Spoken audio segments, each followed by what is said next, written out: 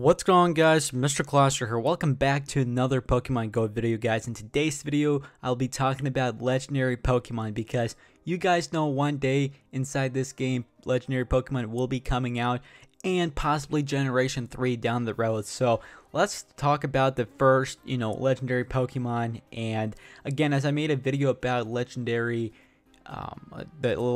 egg, which actually got pretty good amount of views, so you guys enjoyed the video as well, and eventually this will happen. But this is what, day 3 of this kind of 1-year anniversary. So far so good, guys. Yesterday was actually my first day, not my first day, but my 1-year anniversary for Pokemon Go, just because I started one day after the initial release. So anyway, guys, legendary Pokemon. So I did upgrade some of my Pokemon today. This one is still in the gym, pretty happy about that. And I did get a bag upgrade as well. So if we go to items, I did get a bag upgrade because of the new system and how you get Pokecoins. I had 50 come in from a Pokemon being defeated, so my space went from 400 to 450. That is huge, guys, because before this bag upgrade, I used to fill up my bag every single time, so I'm pretty happy to have extra 50 slots.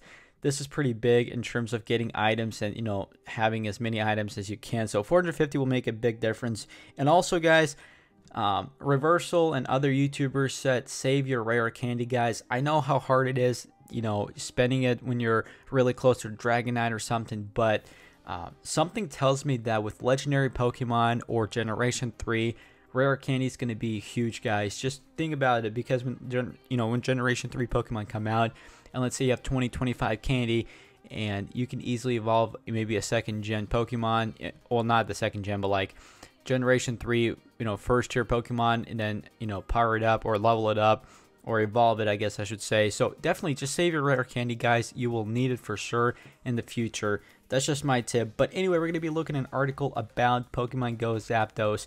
This is the legendary Pokemon for Team Instinct. So if you guys are Team Instinct, go ahead, leave a comment, or really what team you are, leave a comment. I want to see how many subscribers are in different teams. I bet you most of you guys are either Team Mystic or Team Valor, but I know some of my subs are also Team Instinct. So what can you expect from Zapdos? Now, this is an electric type Pokemon, and this Pokemon is better than the Ampharos or the Jolteon electric types. So if we go down to kind of the stats, max CP is 3,300. That is pretty good. Attack is 253, stab is 180, or SDA, and defense is 188. Quick moves, Charge Beam, and then charge moves Thunder, Zap Cannon, or Thunderbolt. So that is pretty good, guys. I do like the max CP on it, and the attack for an electric type Pokemon. That is pretty good. Beats out, as I said again, Ampharos and Jolteon. Now, this Pokemon is also better than some of the legendary Pokemon like Articuno and stuff. So right here, stab was reduced by 5% and super effective damage was buffed by 15%, making the neutral damage per second less attractive. Not to mention, you only need to defeat 6 defenders in most gyms. It talks about, thus it is your time advantage to choose high DPS attackers with type advantage. Generalists like Dragonite are still good, just not quite as useful as they were previously. So I believe, so Zapdos is a raider, guys. Now, Zapdos has only one useful matchup in tier 3 raids, but that's still more than the Articuno. Talks about Mystic 7, and Zapdos will deal heaps of damage to Vaporeon and easily outlive Jolteon and Ampharos. As I said again, guys, Ampharos is a super duper good Pokemon, and I do have the Mareep Pokemon. Eventually turns into Ampharos, but that's a huge grind. So among tier 4 raid bosses, 3 have a weakness to electric. So here we go, the Charizard, my best Pokemon Charizard, is a weakness to electric attacks, so that stinks, guys. The next one is Blastoise. The Blastoise is also weakness. Zapdos will deal higher damage per second to Blastoise than any non-legendary, so that is pretty crazy. And then Lapras, Zapdos also deals very high damage to Lapras, though Counter Slash, Dynamic Punch, Machamp usually, or actually deals more damage per second, slightly higher than Raikou as well. So quick note on the raids, guys.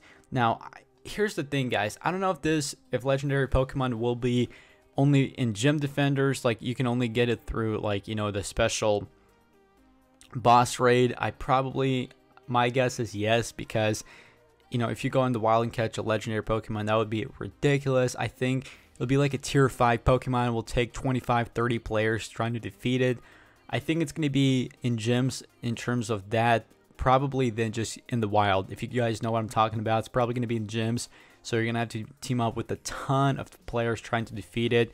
And then it's going to be super duper hard to catch as well. So that's pretty much it, guys. There's other legendary Pokemon for each different team, and other legendary Pokemon. But I think Zapdos would be a pretty cool addition in Pokemon Go. So anyway, whatever team you guys are on Pokemon Go or in Pokemon Go, leave a comment. I want to see how many guys are in Team Instinct, Team Valor, or Team Mystic. And as always, I'll see you all on the next video.